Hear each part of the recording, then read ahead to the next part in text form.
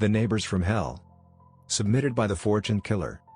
They weren't the best neighbors, I said, taking a quick sip of my coffee, but to wish them dead? Jesus, no. They didn't deserve that. The detective, the guy with the notepad, nodded, an understanding look in his eyes. What were they like? Aggressive? Withdrawn? Friendly? The dad was rather shy, but he did send me a hello whenever we crossed paths. The kids were a bit more. Not really friendly, but definitely nosy and enjoyed trespassing. They were little peeping toms, alright. Now the mom, oh man. She was crazy. After a brief silence, and the second detective clearing his throat, I continued, even though the kids were caught both by neighbors and cameras, the mom would explode, yelling and crying that we were picking on the kids. She enabled them like there was no tomorrow. I took another sip. The Trierweilers weren't that popular, huh? The second guy asked. No sir, I said, but I don't think they would make anyone that mad to resort to murder. I leaned forwards, eyes wide. I'm sorry if I can't help you find any suspects. It's quite all right, the first detective responded, jotting down what I said. He glanced up, and even though he wore a mask, I could see the grin on his face. We're not asking you to go out and arrest the murderer. After taking a moment to chuckle, he sobered up and asked, can you tell us what you remember about the day the Trierweilers allegedly moved out? I nodded. Oh, definitely.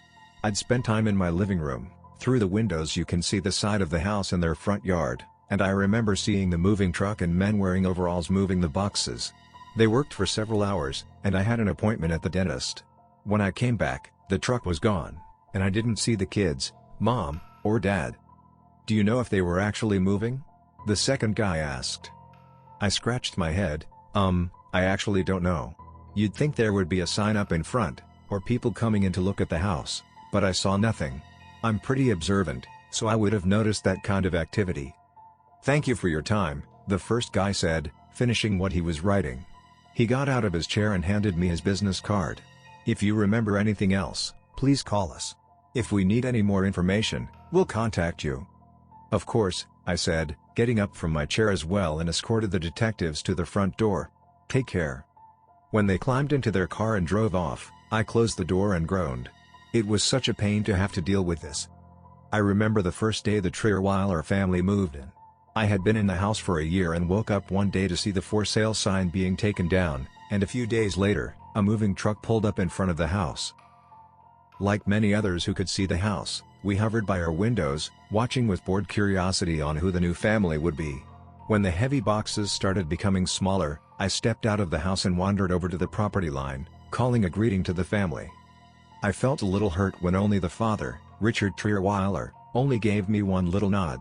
The children, 3 boys, were already inside, but the mom, Diana Trierweiler, refused to look my way.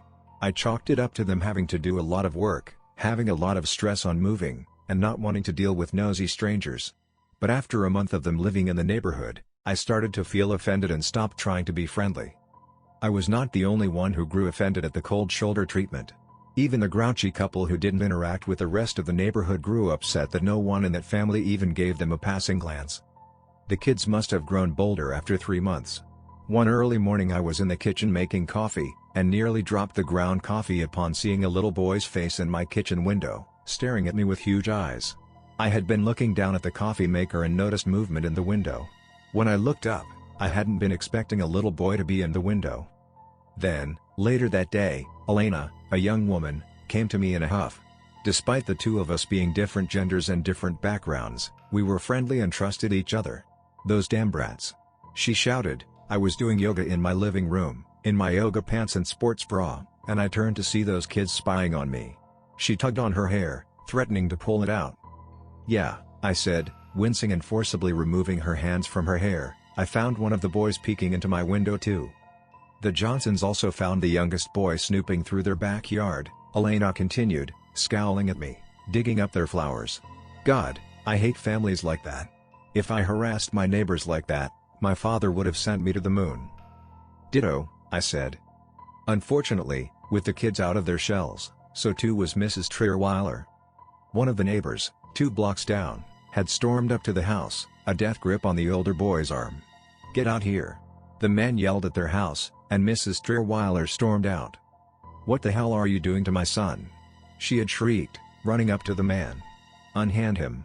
I'll call the police." "Do it." The man had hollered, shoving the boy forwards. I caught this boy throwing rocks at my dog. I have the incident on camera. Mrs. Trierweiler absolutely lost it and started berating the man for accusing her precious son trying to harm an animal. As expected, she called the police to try and get the man in trouble. However, that only resulted in the cops taking the man's side. After all, he did have the footage to prove his accusation. One could argue that one incident started a deep rift between the neighborhood and the Trierweiler house. Although many folks here don't get along, we all agree on one thing. We don't like people who hurt animals. In the present day, I stood in my backyard, watering my garden. However, my attention would drift to the backyard on the other side of my fence. Police tape roped off the back porch. I remember what happened the day the bodies were discovered. After the Trierweilers had moved away, a new family, 2 women with a baby girl, had moved in.